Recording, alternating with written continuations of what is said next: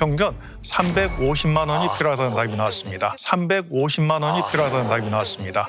지금 뭐 최소한의 품위 유지라고 말씀하셨는데 350만 원이면 거의 직장인들 월급 정도 되는 거 아니에요? 맞아. 네. 암담하네요. 평생 성실하게 살아오면서 서울 근교에 5억 정도의 아파트를 한 채 가지고 있는 이 가구를 한번 소개해드리겠습니다. 네.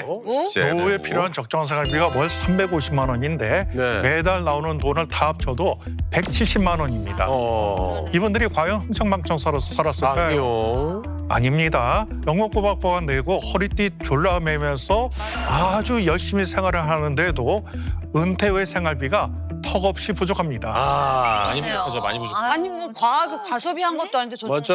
열심히 살았는데. 대부분 뭐 집 한 채가 자산의 그 전부여서 뭐 그럴 수도 있겠죠. 그런 면이 있습니다. 우리나라 65세 이상 가구의 4분의 3 이상이 나의 집에서 거주하고 있거나 집을 가지고 있는 분들이에요. 근데 문제는 뭔가 하면은요, 이 자산의 80%는 내가 깔고 앉아 있다라는 겁니다. 그렇죠. 하다 보니까는 이 현금 자산이 절대적으로 부족하고 하니까 생활비가 부족할 수밖에 없는 겁니다. 아니, 그러면요, 좀 짐을 줄여가지고 이사를 가든지 아니면 주택연금 이런 걸 좀 활용하면 되지 않을까요? 주택연금도 아주 좋은 대안이에요. 이득의 경우 5억의 집에 대출이 전혀 없다면은요, 60세니까는 이걸 주택연금을 가입하면 한 달에 한 100만 원 정도씩은 받을 수가 있습니다. 근데 담보대출이 딱 끼어 있으면 이거 진짜 답 없는 거 그렇지, 아니에요?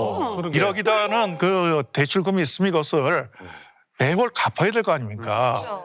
이 현금 흐름에서 매월 1억에 대한 원리금을 균등해서 상환한다, 어떤 식으로 상환한다라고 하면은 현금 흐름에서 아주 그냥 지나가던 거예요. 맞아요. JR. JR. 전문용어 나왔어요. 확 와닿아요. 자, 그럼 이럴 경우에 어떻게 해야 되느냐? 일단 집을 정리를 하는 겁니다. 해서 1억을 갚는 거예요. 그럼 4억이 남죠. 네. 이 4억을 가지고 다시 주택을 사고 이 주택을 담보로 주택연금에 가입을 하는 겁니다.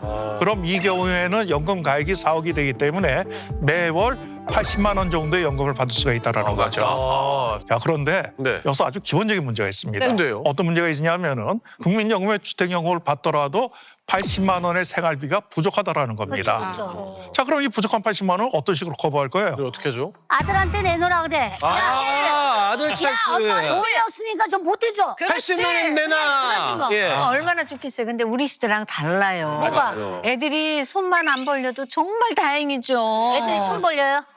그럼요. 어따 대고 손 벌려. 키워진 게 얼만데. 엄마한테 대고. 어디다 돈 대고. 걱정 안 하고 살려면은 죽을 때까지 일을 해야 되는 거예요. 그렇긴 예. 해요. 표현이 너무 세.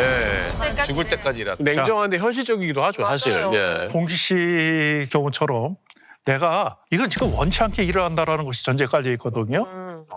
많이 그렇다면 우리가 너무 사는 것이 서글프지 않겠습니까? 그렇다. 이제부터는 일에 대한 기준을 바꿔주셔야 돼요. 어떡해요? 그때는 어떻게 하셔야 되냐면은 내가 부족한 노후 생활비를 충족하는 만큼만 일하겠다. 적당히. 그러니까 풀타임으로 일하지 않아도 되는 거 아닙니까? 적은 돈이라도 꾸준히 내가 경제 생활을 하는 것이 중요하다고 생각을 합니다. 네.